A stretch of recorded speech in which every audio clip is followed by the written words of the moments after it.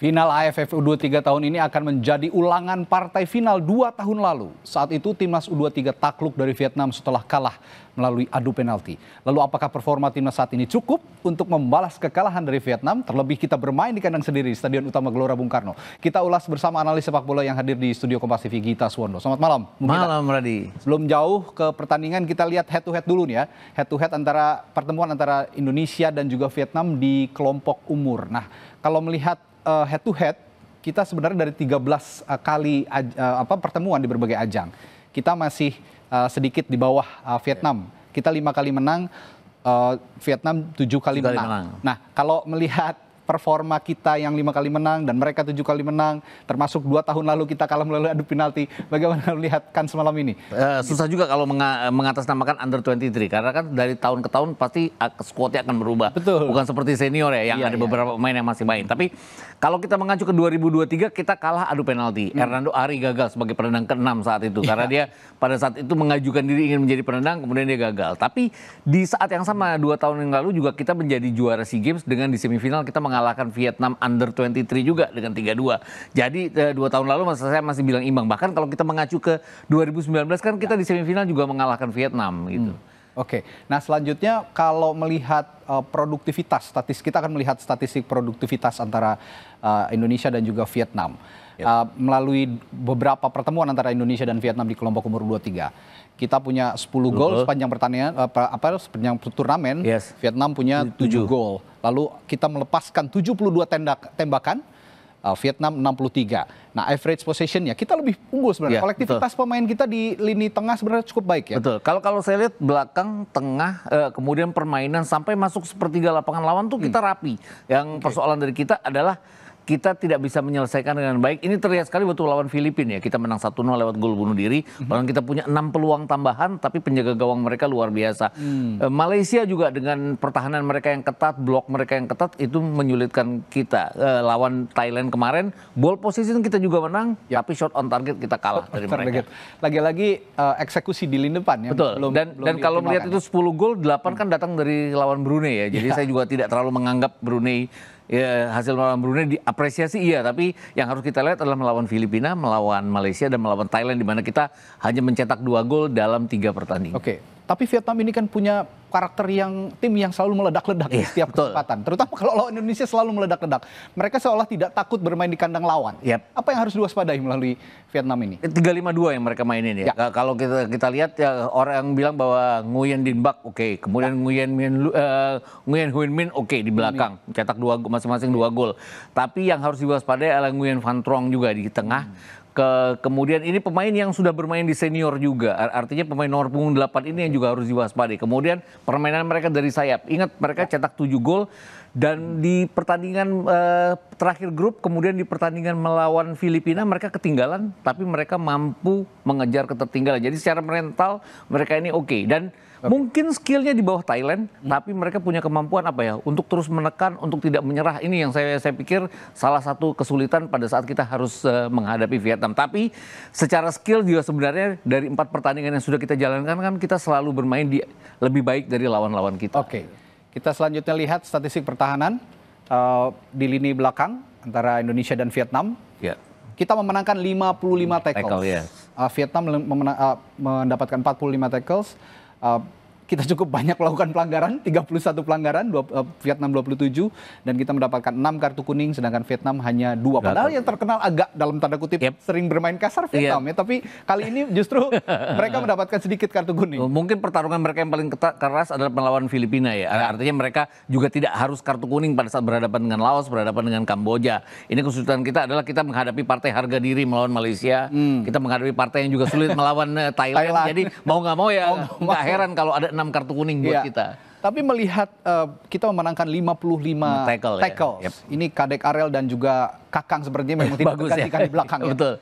Apa yang bisa analisis di lini belakang? Kalau kita lihat dua-duanya sangat bagus sekali ya sebagai center back. Mereka main dari pertandingan kedua, tidak main lawan Brunei dua-duanya, tapi bermain di 3 pertandingan terakhir. Ini mereka membuktikan bahwa lini belakang rapi dijaga, hanya kemasukan 1 gol. Bahkan kalau dari tackles won itu saya mencatat Raven pada saat dia kehilangan bola, dia juga merebut bola dengan tackle yang luar biasa ya. Bahkan ada dalam 3 pertandingan yang dia mainkan, ada 10 kali dia merebut bola pada saat dia kehilangan. Jadi etos kerjanya pada saat, oh gue salah, tapi gue memperbaiki. Mempertanggungjawabkan. Dia terpincang-pincang beberapa kali kita lihat, dan itu naik turun ya. Dan itu resikonya adalah dia tidak jadi penendang penalti ya pada saat adu penalti kemarin. Tapi kita lihat juga Bung Gita, kita akan tampilkan satu video pada saat kita kebobolan melawan Thailand. Ada beberapa missing link di lini belakang Indonesia yang tidak terlalu bagus komunikasinya antara 4 lini belakang yang dipasang oleh Harold van den Berg. Ini kita lihat. Dari sayap itu ya kalau nggak salah ya. Kita akan putar lagi, ya ini dia. Seolah tidak ada yang mengawal. Ya Sakon berapa? Kakang dan juga Kadek Ariel juga nggak ada di tempat ya pada saat itu. Kadek Ariel terlambat mundur ke belakang. Ya, kemudian Donitri juga tidak ada di situ. Artinya kalau begini ini seperti blind spot yang tidak terkawal. Apa yang harus diantisipasi menghadapi Vietnam yang kemungkinan juga menghadirkan beberapa second line mereka untuk ikut menyerang? Di saat kita menguasai jalannya pertandingan, terus kita nggak bisa bikin gol, ini yang membuat kita agak lengah di belakang ya. Semuanya jadi praktis untuk maju untuk bisa menghasilkan gol. Ini kenapa kita kemudian kebobolan, dan di perpanjangan waktu 15 menit kedua juga terlihat bahwa faktor kelelahan juga membuat beberapa kali ya Hoki Caraka kehilangan bola di sisi kanan karena dia bermain lebih melebar. Ini yang membuat Thailand beberapa kali masuk dari sisi bek kiri kita. Ini yang harus juga diwaspadai karena sayap-sayap Vietnam itu bagus-bagus semuanya. Oke, terakhir kita bahas pemain kunci malam hari ini di kedua kubu antara Indonesia. Di Indonesia tentu saja andalannya adalah Robbie Darwish dan tentu sebenarnya Arkan Fikri. Tapi Arkan Fikri tidak bisa tampil seperti malam hari ini sehingga Robbie Darwish menjadi tumpuan utama di lini tengah yang akan diandalkan baik untuk menyerang dan untuk bertahan. Nah, sedangkan di Vietnam ada yang sudah tadi disinggung oleh Bung Gita. Di Vietnam ini ada Nguyen saya lupa namanya. Nguyen Dinh Bak. Dua gol yang sudah dilesakan oleh dia. Nah, apa yang harus diwaspadai oleh dua orang dari ini Nguyen Dinh Bak dan ini Nguyen Hyun Min. Betul. Ini mencetak 2 gol pada saat berhadapan dengan Laos, 3-0 mereka menang. Nguyen Dinh Bak yang luar biasanya adalah dia mencetak 2 gol yang merupakan 2 gol kemenangan di pertandingan terakhir grup melawan Kamboja dan kemarin melawan Filipina pada saat mereka sudah tertinggal. Dia yang mencetak gol kemenangan membuat mereka lolos ke final. Kalau Robbie Darwish saya jelas bahwa bukan cuman perannya di lini tengah ya, dia gelandang bertahan, dia jadi jembatan antara lini belakang dan juga lini tengah dan lini depan, dan dia juga kadang-kadang ada satu golnya melawan, ada satu operan ke dalamnya ya, berhadapan dengan Filipina. Jadi saya pikir untuk set piece ini pasti akan menjadi kerjaan dari kalau saya simpulkan Bung Gita, dialog kita malam hari ini tetap lini depan jadi sorotan utama malam hari ini. Meskipun kemarin Jens Reven yang menciptakan gol, tetapi itu melalui bola mati set piece. Sehingga gameplay belum bisa diandalkan sepertinya. Kecuali melawan Brunei karena kualitasnya juga cukup jauh gapnya. Nah, kita akan bahas bagaimana lini serang kita dioptimalkan malam hari ini di partai final bersama legenda sepak bola Indonesia, striker timnas Indonesia. Siapa dia? Sesaat lagi di Sapa Indonesia Malam.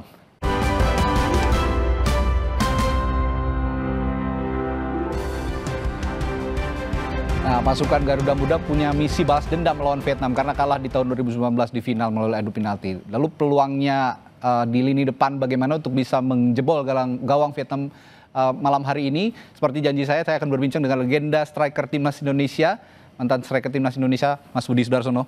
Halo, selamat malam. Makasih udah balik lagi ke sini. Ini lini depan kalau kata Bung Gita memang masih jadi PR, Mas Budi.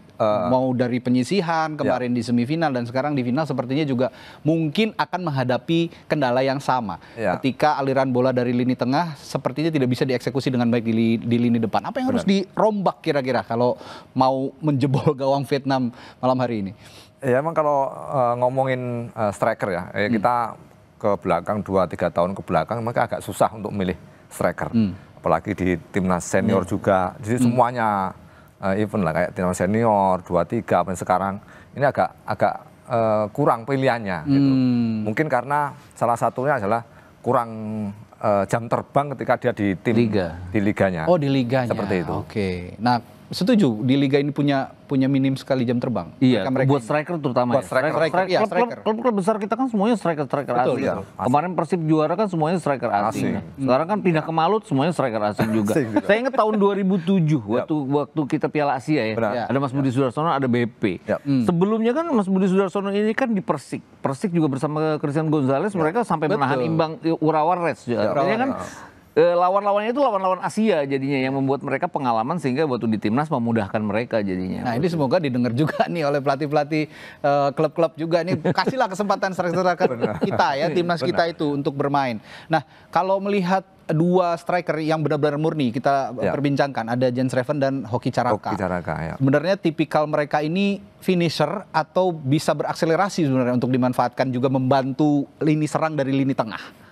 Kira-kira kalau Mas Budi kan tukang ngacak-ngacak dulu ke berbagai sisi. Sebenarnya kalau dilihat dari dua striker ini sebenarnya yang Jens Reven dia sudah membuktikan bahwa dia pertandingan pertama dia juga cetak gol agak banyak juga, walaupun itu lawan tim yang Brunei, ya notabene tim yang agak lemah lah istilahnya. Itu menurut saya untuk mencetak di suatu cetak gol di suatu event itu emang di awal itu memang harus, karena untuk step selanjutnya. Tapi yang kita lihat step selanjutnya ini dia nggak mencetak gol, ini yang agak biasanya striker itu ketika dia pertandingan pertama itu susahnya lawan siapapun itu sebenarnya. Ibaratnya kalau udah kerannya udah kebuka terus. Iya, itu biasanya seperti itu. Tapi yang kita sayangkan setelah pertandingan itu, setelah dia nyetak berapa gol, berapa kemarin 6 gol kan? 6 gol. Habis itu dia nggak cetak lagi, itu yang ini. Padahal seharusnya biasanya ya kalau dulu kita striker itu ketika kita pertandingan awal cetak gol, pertandingan kedua dan ketiga selalu lebih gampang untuk mencetak gol. Kalau Mas Budi lihatnya kenapa hambatannya kok susah di depan untuk nyetak gol lagi? Mungkin yang pertama suplai juga ada. Suplai dari pemain-pemain belakang, pemain tengah ke depan itu salah satunya juga itu. Ya. Terus cara kita juga bisa juga bagaimana cara kita sebagai striker dulu kan striker itu bukan hanya untuk mencetak gol aja. Jadi kita juga mencari bola kayak gitu dan mencetak gol seperti itu. Ya. Nah, mungkin itu juga salah satunya yang belum dimiliki striker itu. Bung Gita sempat menyinggung Jens Reven ini juga beberapa kali ikut agak ke belakang menjemput bola untuk bisa sama-sama membangun serangan ke lini depan. Tapi kan sebenarnya dia ini finisher. Nah kalau mereka para striker itu membantu serangan, biasanya kalau menurut Mas Budi dan Bung Gita, saya ke Mas Budi dulu. Biasanya kalau mereka ikut membantu lini serang, membantu bertahan dan membangun serangan ke depan, itu sifatnya pivotal atau bagaimana? Tergantung skemanya pelatih. Tapi biasanya pertahanan pertama adalah striker sebenarnya. Gitu. Jadi pertahanan pertama itu striker. Sebelum dia ngelewatin pemain tengah dan pemain belakang kan striker dulu. Itu kita harus ada jiwa bertahan juga harus ada. Tapi lebih banyak jiwa menyerangnya daripada bertahannya seperti itu kan. Kalau Bung Gita gimana, Bung? Saya itu kemarin waktu pertandingan lawan Thailand ya. Kan saya nonton sama teman saya, salah satu pengamat salah satu TV juga kan. Sampai dia bilang, ini gimana ya kita nggak bisa cetak gol waktu masih 0-0 lah. Kalau kita ketinggalan 1-0 kan. Terus saya tuh iseng bilang, Hoki Caraka masukin aja biar tandem sama Jens Reven. Sama Jens Reven. Akhirnya kan dilakukan itu kan, nggak ada pilihan. Tapi saya pikir adalah Jens Reven yang lebih ke kiri, Hoki Caraka yang akan jadi finisher. Tapi ternyata enggak ya. Dan secara kinerja Hoki Caraka lebih banyak kehilangan bola jadinya. Dan itu yang saya pikir bahwa kenapa nggak Jens Reven yang membangun serangan, karena dia kan lebih punya kemampuan untuk bertahan, lebih keinginan untuk dan secara postur dia lebih mumpuni. Tapi Jens Reven setelah dia nyetak gol kan lawan Thailand jadi nyetak gol juga kan. Meskipun bola mati. Ya, itu enggak masalah. Enggak masalah ya. Nah, tapi itu kan maksud saya dari pertandingan dia pertama, dia setelah buka gol, untuk pertandingan berikutnya dia pasti ada. Berarti ini satu hal yang positif ketika Jens Reven bisa mencetak gol di laga semifinal. Ini bisa dilanjutkan mudah-mudahan di laga final. Kira-kira seperti itu ya. Jadi insting menyerangnya, insting menceploskan golnya itu tetap terjaga gitu kira-kira. Nah ini akan kita lanjutkan dialog kita malam hari ini, tapi nanti di Breaking News Kompas TV. Saya akan tutup dulu. Mas Budi sama Bung Gita nanti akan lanjut lagi Breaking News Kompas TV. Kita akan lihat euforia supporter, termasuk taktik apa yang sebenarnya akan dipasang dan line up. Itu yang salah satu nanti akan kita bahas. Line up yang akan diturunkan oleh Hello Lapangan di Breaking News Kompas TV sesaat lagi.